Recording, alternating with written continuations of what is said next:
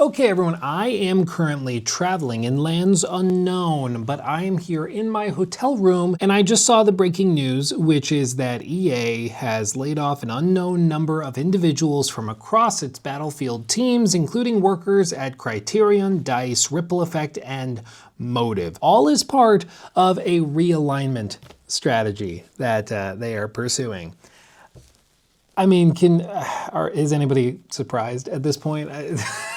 Like it's you have to laugh or you'll cry, right? Like you have to laugh or you'll cry.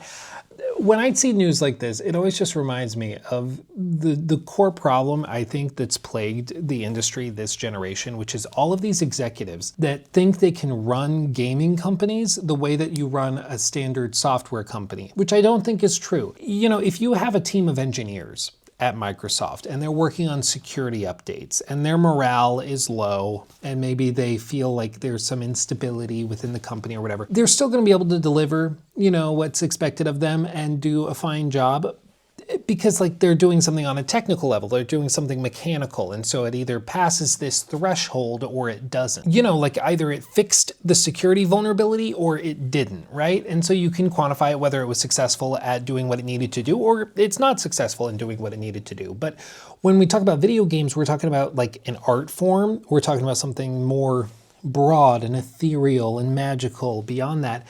And so it doesn't work the same way. And I think when you do stuff like this, it just whittles down not just morale, but the stability of the studio itself. And you shouldn't be surprised when nobody wants to work at your company, you know, and you start hemorrhaging the talent that makes these game companies successful in the first place. Because ultimately, if you don't have good enough teams and if you don't have the talent, it doesn't matter. You're going to be screwed no matter what. Mr. Matty Plays put out this tweet that really encapsulates all of the tidbits nicely. He said, let's go down the stats. Best-selling game of 2025. This is with regards to Battlefield, of course. An estimated 20 million copies sold. Biggest launch in franchise history with 7 million copies sold in 3 days. Beat its competitor Call of Duty, which is something that's practically unheard of nowadays outside Hogwarts Legacy doing the same thing in 2023. And yet there's layoffs. What? Like, I agree. It's baffling. It really is baffling. And I think that, you know, when you look at it from the point of view of like the corporate sharks that are greenlighting this move, you can understand why they did it this way. Like you can see that, okay, they are planning to sell the company to private equity funds and to the Saudi private investment fund. And so they are downsizing, and pretty much the entire move to take EA private was built on the assumption that they could save money by laying off a ton of people.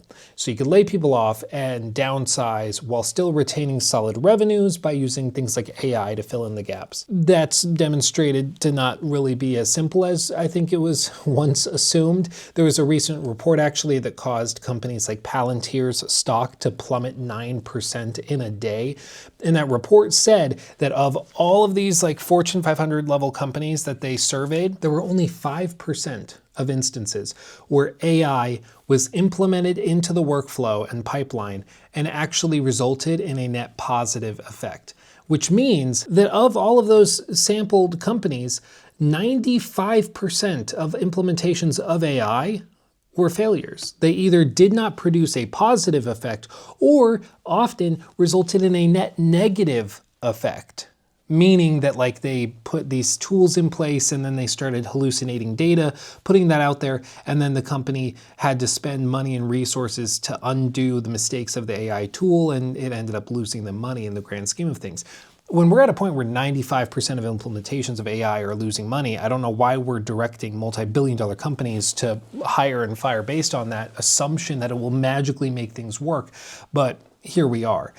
And you know, this is something that I brought up with Xbox in the wake of the Tango Gameworks downsizing and layoff. Well, I guess it wasn't even that. It was a full shutdown. They shut down the company entirely before they were grabbed up by Krafton. What I said at the time was that if you are firing your best teams, if you have a company, a team that puts out one of the best games of the year that everybody's impressed with, and they still get fired, what are we doing?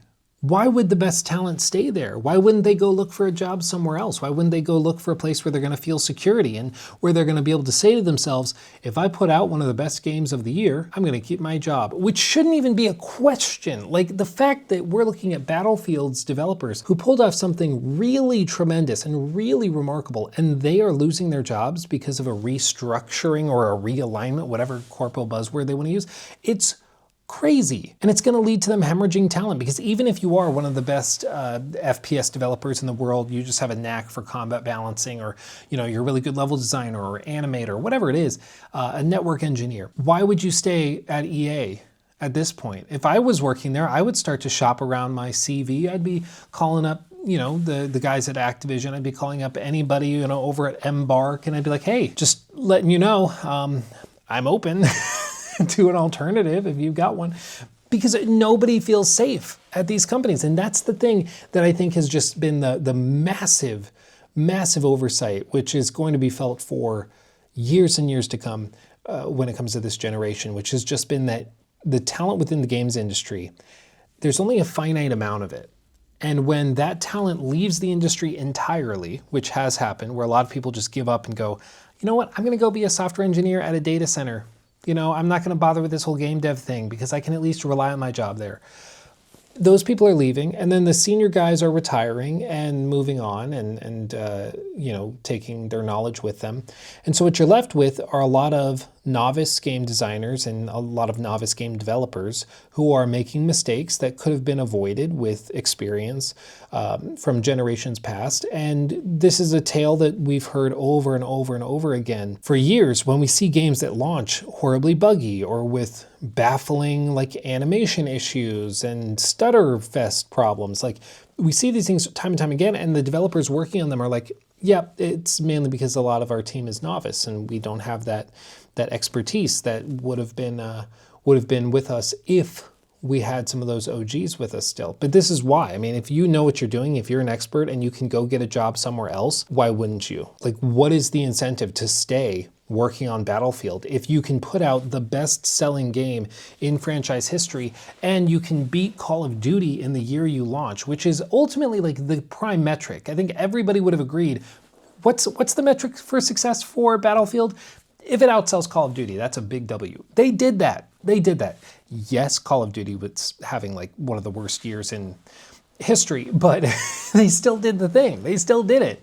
And they're being punished for it, which is insane. And it's just, as far as I'm concerned, unacceptable. It's short-sighted. And if I was at EA, I'd be looking for a job elsewhere, as I'm sure they already are. I understand the reason behind it, that they're looking at it and they're like, successful or not, we need to restructure, we need to downsize, because if we want this deal to close with the Saudi private investment fund, we need to get our costs down to this level, so we have to trim the fat wherever we can in whatever way we can manage. That's that. That's it. It's as simple as that. I think if the game sold twice as much, it probably still would have seen layoffs like this, because at this point, the executives are not concerned with the performance of the actual games and the company on an individual level. They are looking more generally at the company on a broad level, on a broad scale. And that is what is informing their choices to do things like this. They're choosing to downscale and to cut the fat and some of the meat, apparently, in order to hit the revenue targets and hit the expense targets and stuff that they need to in order to get the deal closed. Because if you're on the board of directors, if you're one of those executives, this isn't about getting the stock price to go up 2% this quarter. That's not what they care about. What they care about right now is closing a deal worth $55 billion. And so they need to get the deal across the finish line. And if that means some people lose their jobs, so be it. Ultimately, they don't care. So I can't say I'm surprised, but I am definitely still disappointed. But that's just where we are in the industry right now. It's just, at this point, stuff like this is not even surprising anymore. I hopped off the plane, I saw this story pop up, and I was like, of course. Why not? Why would I expect anything different? So there you go. Best wishes to the team over at EA. Anybody who's facing downsizing or layoffs as a result of this, it's stupid. We're with you. It's baffling that you can put out something as good as Battlefield was in 2025 and still suffer the consequences of this. It's just, It's just shameful, but there you go. But anyway, over the next day or so, I'm gonna be making some content. We'll be doing it here. I don't think my internet is good enough to actually stream, but I will try my darndest. So don't worry, you can't get away from me that easy. You can't, you're stuck with me. Cancel me, I don't care. Thanks for watching, guys. Much love, I'll see you soon. And right now I'm gonna get some sleep because I'm very jet lagged. So much love, see you soon. He took my thing.